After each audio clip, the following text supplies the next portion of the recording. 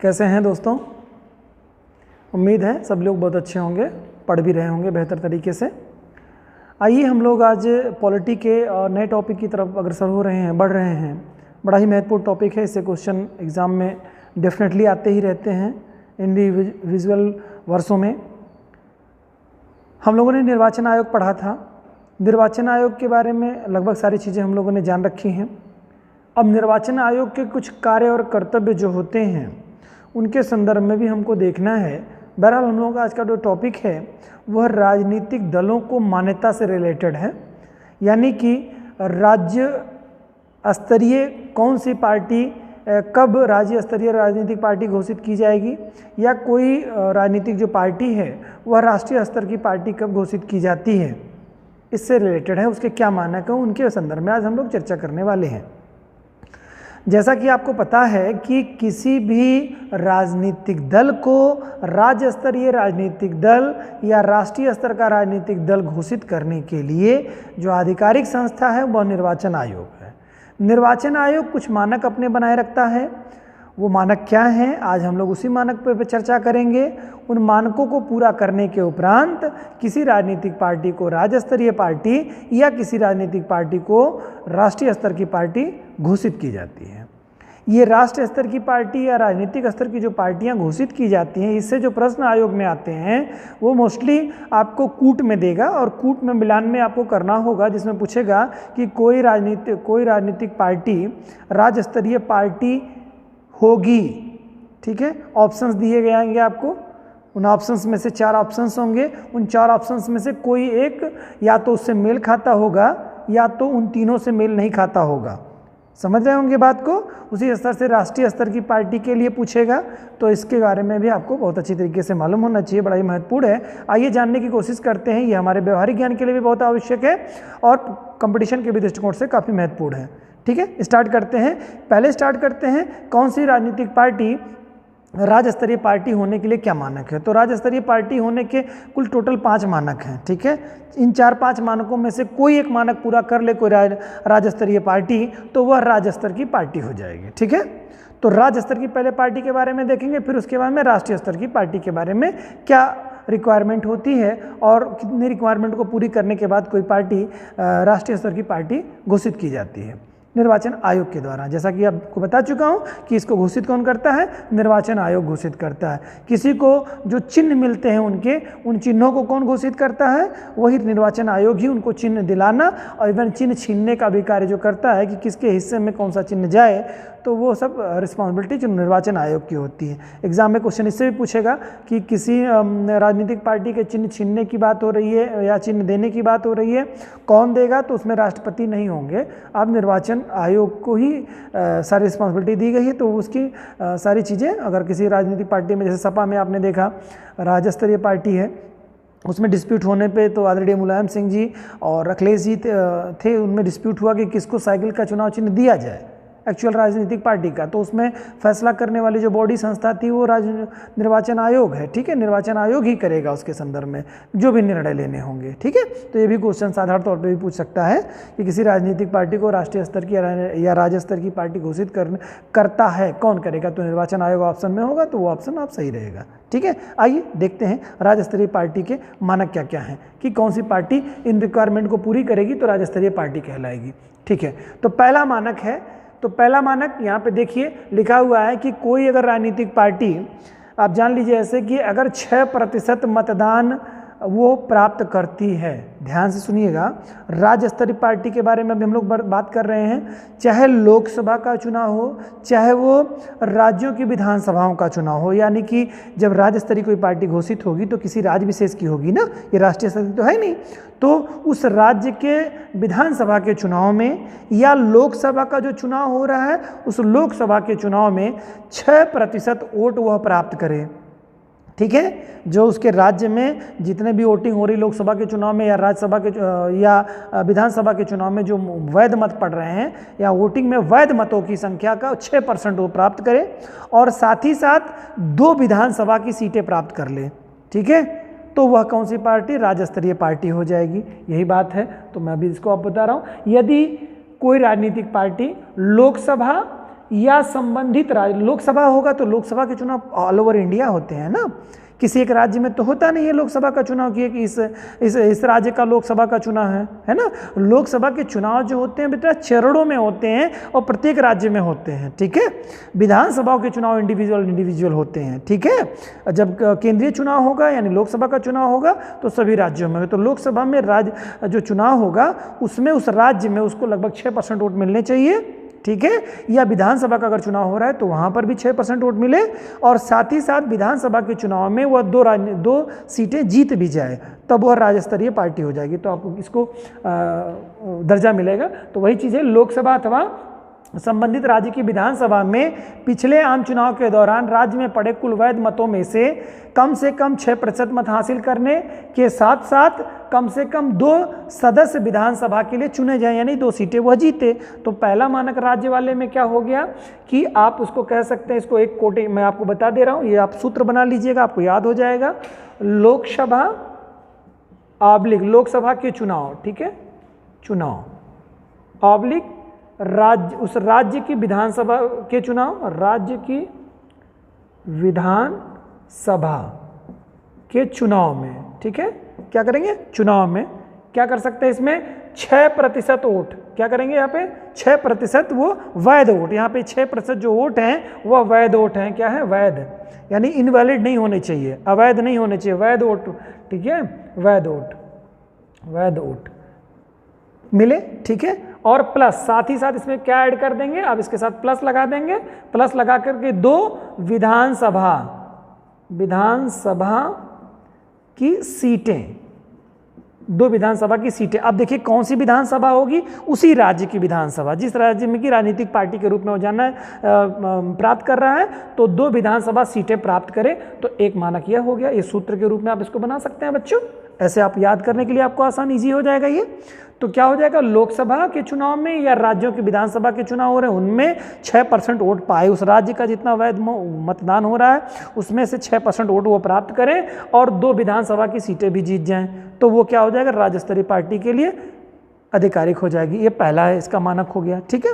दूसरा क्या है, राज्य की विधानसभा की कुल सीटों की संख्या में से कम 3% सीटें, यानी कि जो विधानसभा, दूसरा है क्या, विधानसभा की जो टोटल सीट है उसका 3%, हर राज्य में विधानसभा की अलग अलग सीटें, जैसे उत्तर प्रदेश में कुछ और है और राज्यों में अलग है। अधिकतम किसी राज्य में मैंने आपको बता रखा है कि 500 सीटें हो सकती हैं, किसी राज्य में विधानसभा की अधिकतम 500 सीटें हो सकती हैं, और सबसे ज़्यादा इस समय उत्तर प्रदेश में है, आपको 403 सीटें आपको मिलती हैं, ठीक है।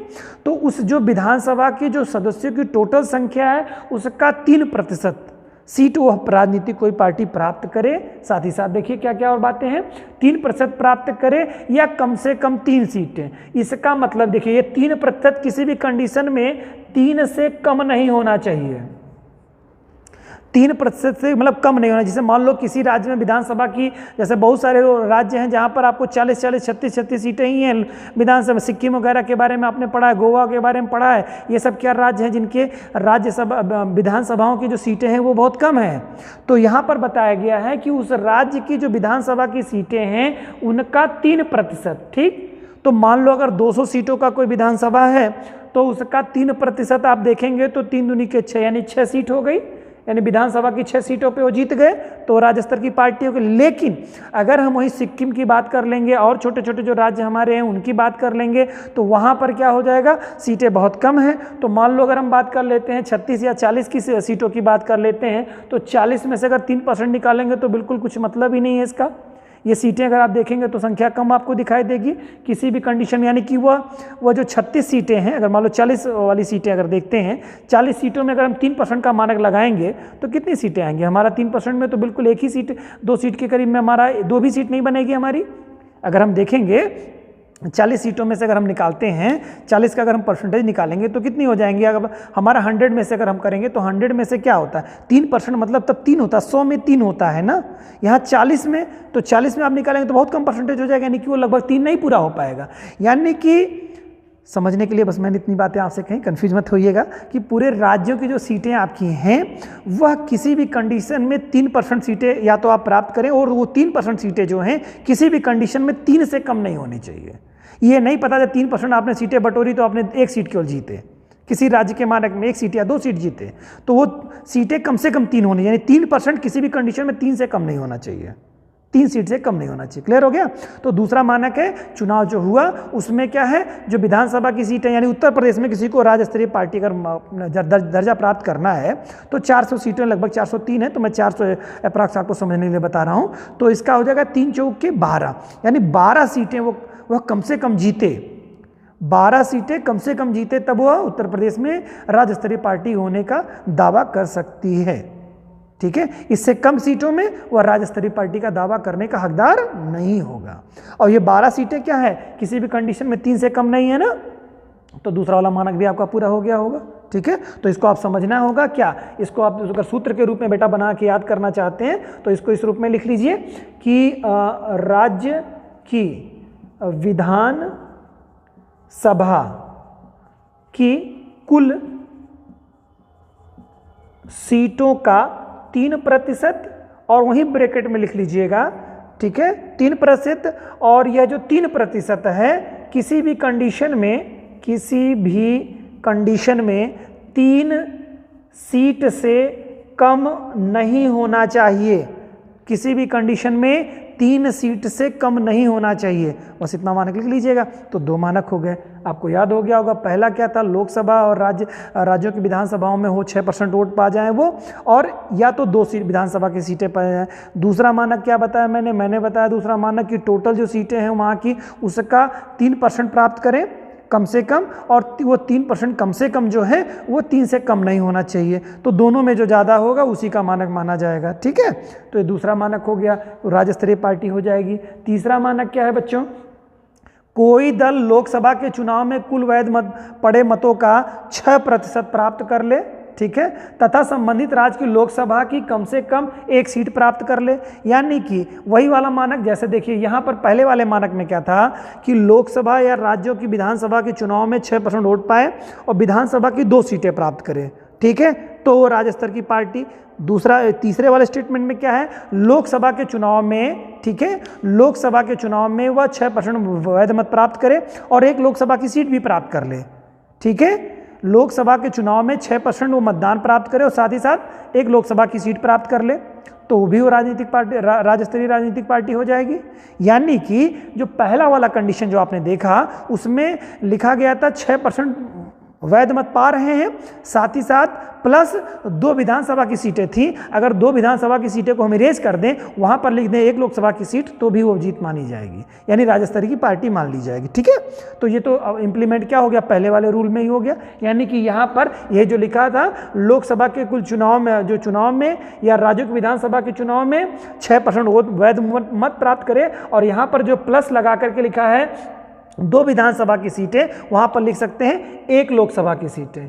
ठीक है, 1 लोकसभा की सीटें। क्लियर, तो ये तीसरा मानक आपका पूरा हो गया।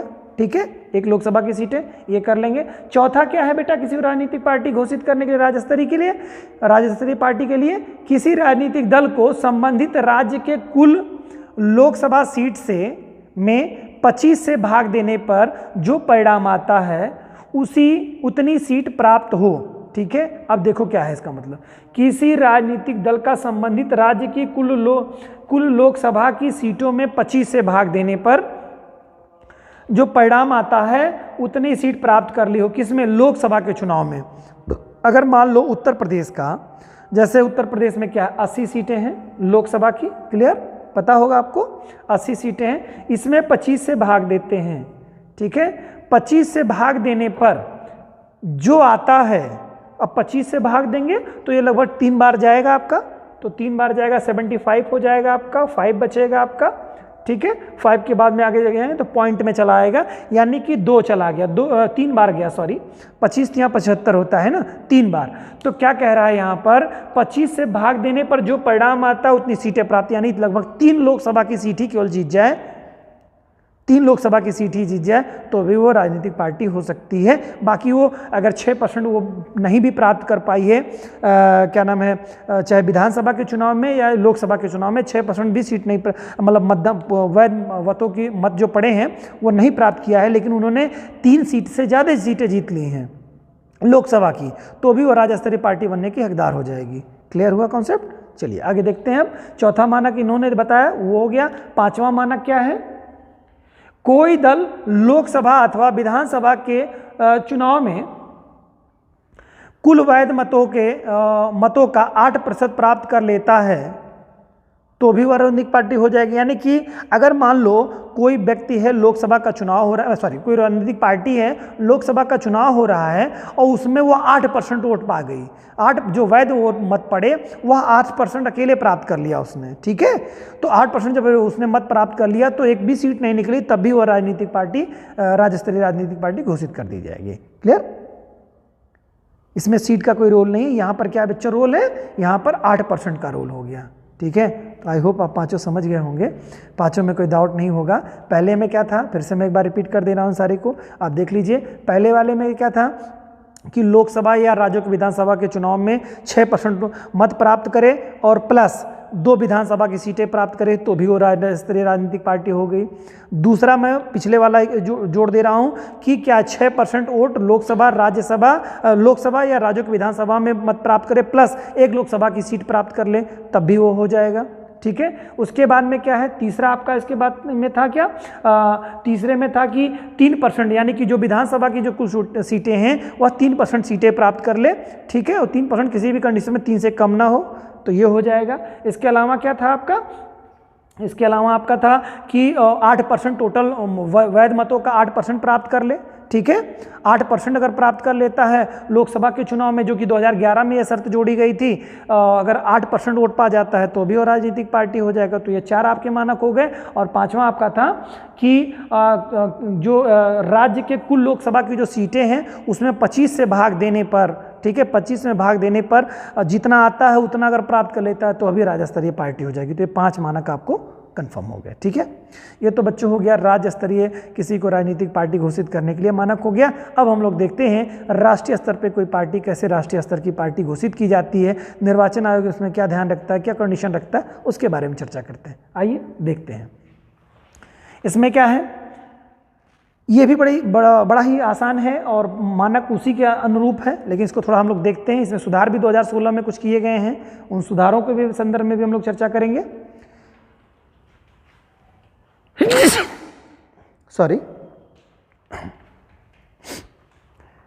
राष्ट्रीय स्तर की मान्यता प्राप्त करने के लिए किसी राजनीतिक दल को लोकसभा या विधानसभा, ध्यान से सुनिएगा, लोकसभा विधानसभा में 4 से अधिक राज्यों में, ये राज्य बहुत महत्वपूर्ण है, यह ध्यान रखिएगा। कोई एक कंडीशन है कि कोई राजनीतिक पार्टी अगर 4 राज्यों में राज्य स्तरीय पार्टी है, ठीक है, तो उसे राष्ट्रीय स्तर की पार्टी घोषित कर दिया जाएगा। 4 राज्यों में कोई राजनीतिक पार्टी 4 राज्यों में राज्य स्तरीय पार्टी का मानक पूरा करती है तो उसे राष्ट्रीय पार्टी घोषित कर दिया जाएगा, ठीक है। तो वही बात बता रहे हैं यहाँ पे, लोकसभा या विधानसभा के चुनाव में 4 से अधिक राज्यों द्वारा डाले गए कुल वैध मतों का, ठीक है, 6% प्राप्त करने के साथ किसी राज्य या राज्यों में, ठीक है, किसी राज्य या राज्यों में लोकसभा की कम से कम 4 सीटें, ध्यान से समझिएगा, 4 सीटें प्राप्त कर ले, यानी जीत जाना आवश्यक है, तो जीत जाए तो भी वह राष्ट्रीय स्तर की पार्टी घोषित हो जाएगी। यहाँ पर क्या मानक था, 6% जो वैध मत, यहाँ पे कुछ समझिए, आपको टोटल था कि जो है लोकसभा या विधानसभा की यानी राज्यों में चुनाव में 6% वोट पा रहा है, यहाँ पर आपको मैंने बताया 1 लोकसभा की सीट पाया जाएगा तो राज्य स्तरीय पार्टी हो जाएगा, ठीक है। और फिर बताया मैंने कि 2 विधानसभा की सीटें पा जाएगा तब भी राज्य स्तरीय पार्टी हो जाएगा। यहाँ पर कह रहा है केवल कि 4 लोकसभा की सीटें हो जाएं, यानी 6% वोट लोकसभा में पाए वो लोकसभा के चुनाव में, ठीक है, और वह 4 लोकसभा की सीटें भी निकाल ले, ठीक है। तो यही बात कह रहा है इसमें। तो जो टोटल बाटे 4 सीटें पर विजय प्राप्त कर लेता है तो लोकसभा में कम से कम उसे 2% सीटें, ठीक है, लोकसभा में कम, इसके अलावा या तो ये मानक पूरा कर ले, एक कॉलम ये हो गया, बात समझ में आ गई। इसके अलावा दूसरा मानक क्या है, बात आप समझ गए ना कि लोकसभा के चुनाव में जो है 6% वोट पाए और प्लस 4 लोकसभा की सीटें भी प्राप्त कर ले तो राष्ट्रीय स्तर की कोई पार्टी पार्टी हो गई। या 4 राज्यों में कोई राज्य स्तरीय राजनीतिक पार्टी है बच्चों तो वह राष्ट्रीय स्तर की पार्टी के भी हकदार है। ये दूसरा बिंदु हो गया। तीसरे बिंदु पे हम लोग चलते हैं कि लोकसभा में कम से कम 2% सीटें, ठीक है, लोकसभा की जो सीटें हैं उसका कम से कम कोई राजनीतिक पार्टी 2% सीटें प्राप्त कर ले तो भी वह राष्ट्रीय स्तर की पार्टी हो सकती है। तीसरा मानक हो गया 2%, मतलब आप सीटें प्राप्त करें लोकसभा की कुल टोटल सीटों की। तो लोकसभा में कितने मेंबर्स हैं बच्चों? 543, ठीक है, 500 लोकसभा में 543 मेंबर हैं। अब इन 543 मेंबर्स में से, ठीक है, 543 मेंबर में से आप 2% निकालेंगे इसका तो 2 पचे 10 और 11, ठीक है, कुल टोटल मिला के 11 मेंबर हो जाएंगे। यानी कि सीधे सीधे आप 11 लोकसभा सीटें जीत जाएं तो भी आप क्या हो जाएंगे? राष्ट्रीय स्तर की पार्टी हो जाएंगे। यही बात कह रहा है। और ये क्या हो गया? 543 सीटों में से 11 सीटें जीत जाते हैं, जीतना आवश्यक है, ठीक है, तब आप एक मतलब राष्ट्रीय स्तर की पार्टी हो जाएंगे। ये सभी सीटें कम से कम 3 राज्यों में प्राप्त होनी चाहिए। हाँ, ये भी है कि जैसे इसके साथ कंडीशन जुड़ी हुई है कि आप 2% सीटें लोकसभा के टोटल सीटों का 2% तो जीतें, साथ ही साथ बच्चों ये कम से कम 3 राज्य होने चाहिए, ठीक है, यानी राज्यों की जो संख्या होनी चाहिए किसी भी कंडीशन में 3 राज्य से कम नहीं होने चाहिए। क्या समझ रहे हैं? यानी कि ये जो 11 सीटें आप जैसे लोकसभा का चुनाव हुआ 11 सीटें जीते, एक ही राज्य में 11 मत जीत जाइए, कम से कम आपके 3 राज्यों में हो। मान लो किसी राज्य में 1 हो गया, जैसे बिहार में 1 सीट जीत गए, आप उत्तराखंड में 1 जीत गए, बाकी 6 सीटें जो बची हैं आपकी, टोटल आपने 9 सीटें जो उत्तर प्रदेश से जीत गई, तो भी आप राष्ट्रीय स्तर की पार्टी के हकदार होंगे। लेकिन अगर आपने उत्तर प्रदेश में ही 11 क्या 12 या 14 15 सीटें जीत गए तब भी कोई राष्ट्रीय स्तर की पार्टी बनने का कोई मानक नहीं है आपके पास, ठीक है। एक जगह पर जीतना नहीं, एक राज्य में नहीं, कम से कम ये 11% जो सीटें हैं, 11% सीटें जो आपकी हैं वो किसी भी कंडीशन में आपकी 2% सीटें जो हैं वो किसी भी कंडीशन में एक राज्य में नहीं होनी चाहिए, कम से कम 3 राज्य में होनी चाहिए, ठीक है। तो ये जो सीटें हैं, ये जो मानक जो बनाए गए हैं ये आपके 2000 में ये मानक निर्धारित किए गए हैं, समझ गए ना। तो 3 मानकों के बारे में हम लोगों ने इसमें चर्चा की। आई होप आप लोग समझ रहे होंगे इस बात को कि ये तीनों जो मानक आपके हैं ये राष्ट्रीय स्तर की पार्टी के बनने के मानक हैं। और राष्ट्रीय स्तर की पार्टियां कब कौन सा चुनाव करती हैं ये आप अच्छी तरह से भली भांति समझ गए होंगे। पहले वाले में क्या था, 6% वैध मत पड़ेंगे, 6% वैध मतों में से अगर आप प्राप्त करते हैं और उसके बाद में आपने चार जो है लोकसभा की सीटें निकाल लेते हैं तो भी आप राष्ट्रीय स्तर की पार्टी हो जाएंगे, ठीक है। और इसके अलावा आप जो टोटल लोकसभा की जो सीटें हैं उसका भी अगर आप 2% सीटें जीत लेते हैं, 2% सीटें जीतने के बाद में आप कम से कम वो 2% सीटें यानी 11 सीटें लगभग 3 राज्यों में हो तो भी आप राष्ट्रीय स्तर की पार्टी हो जाएंगे, ठीक है। और अगर डायरेक्टली आपने 8% वोट भी प्राप्त कर लिए थे तो वहाँ पर राज्य स्तर में इसके बारे में बताया गया था। इसके अलावा और कौन सी इसमें बात बताई गई आपको? इसमें बात बताई गई है लोकसभा में कम से कम 4 सीटें विजय प्राप्त करने के बारे में, लोकसभा में कम से कम 2% सीटें भी प्राप्त कर लेंगे तो भी आप राज्य स्तर की पार्टी हो जाएंगे, तो ठीक है। तो ये आपके राष्ट्रीय स्तर की पार्टी होने के मानक रहे हैं। अब और आगे कुछ तक देखते हैं। निर्वाचन आयोग द्वारा दिसंबर 2000 में मान्यता संबंधी नियमों में फेरबदल किए गए। तो पूछ सकता है कि कब फेरबदल किए गए, तो ये तिथि याद होनी चाहिए। दिसंबर 2000 में मान्यता संबंधी नियमों में किए गए परिवर्तनों के पश्चात की गई है। इसके पूर्व कोई दल अगर 4 राज्यों में राजनीतिक दल के रूप में निर्वाचन आयोग द्वारा मान्यता प्राप्त होता था तो उसे राष्ट्रीय दल के रूप में मान्यता प्रदान कर दी जाती थी, ठीक है, जिससे राज्य में लोकसभा के असाधारण निर्वाचन में कुल पड़े वैध मतों का 4% प्राप्त किया हो, ठीक है। यानी कि लोकसभा के कुल चुनाव में वो 4% वोट प्राप्त कर लिया और 4 स्तर पर 4 जगहों पर 4 राज्यों में वह राज्य स्तरीय राजनीतिक पार्टी होती थी तो उसको जो है राष्ट्रीय स्तर की पार्टी घोषित कर दिया जाता था, ठीक है, किया गया हो तो ये होता था। राष्ट्रीय और राज्य स्तरीय दल के रूप में अपनी मान्यता को खो देता है, ठीक है। अगर मान लो कोई राष्ट्रीय या राज्य स्तरीय दल अपनी मान्यता यदि खो दे, ठीक है, अपने मानकों को न पूरा कर पाए, खो देता है तो उसे 6 वर्षों तक अपने पुराने चुनाव चिन्ह को रखने की छूट होती है। यानी कि जो उसका पुराना चुनाव चिन्ह होता है वह कोई अगर मानक वो खो दिया है लगातार के चुनाव में, लगातार का चुनाव का मतलब मेरा है कहीं न कहीं विधानसभा के चुनाव होते रहते हैं और लोकसभा के चुनाव तो हर 5 वर्ष बाद होते ही होते हैं, तो एक चुनाव के बाद दूसरे चुनाव में भी अगर उसने अपना मानक खो दिया है, ये पहले था, बाद में सुधार हो जाएगा बेटा, अभी मैं बताऊंगा, क्योंकि पहले था प्रत्येक 5 वर्ष बाद होता था, अभी 10 वर्ष बाद इसका परिसीमन होगा, लेकिन ये पुरानी बात है, थोड़ा सुन लीजिए इसको अच्छे से। तो 6 वर्षों के में अपने पुराने चिन्ह को रखने की छूट होती थी, यानी कि वो मानक खो गया, ठीक है, मतलब दोबारा चुनाव भी हुआ, फिर भी वो नहीं, राष्ट्रीय स्तर की पार्टी का जो एक मानक है उसको रख नहीं पाया, ठीक है। तो उसके बाद में जो चुनाव होंगे, जैसे एक बार में कोई चुनाव हुआ लोकसभा का, ठीक है, आप राष्ट्रीय स्तर की पार्टी हैं, ठीक है, अगला जो चुनाव आपके आ रहा है उसमें आपने राष्ट्रीय स्तर की पार्टी का मानक खो दिया, तो अगले 6 वर्ष के मध्य में ही था, 6 वर्ष तक ही आपको अपने उस सिंबल रखने की आवश्यकता, मतलब परमिशन थी, उसके बाद छीन लिया जाता। हालांकि उसके बाद लोग जीत ही जाते थे, मोस्टली अपने मानक को पूरा कर लेते थे, तो लेकिन उसमें परिवर्तन अब 10 साल के लिए कर दिया गया है, ठीक है।